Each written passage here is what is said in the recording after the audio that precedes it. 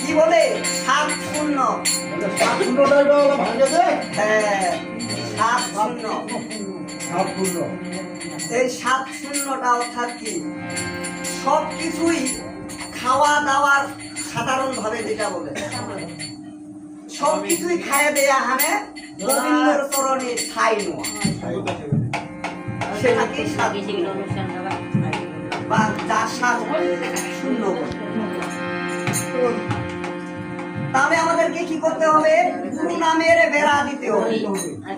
এদের এই গৃহকর্তার ছেলে পড়ালেখা করবে সর্বপ্রথমে কার আশ্রয় করেছিল টিচারটাও একটি গুরু না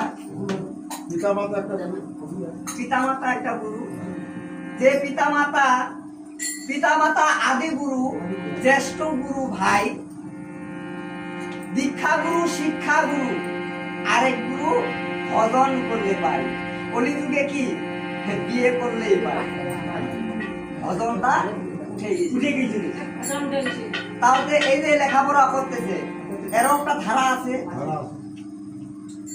যে আমাকে টিচার আমার শিক্ষক মশাই কি বললো সেটা আমার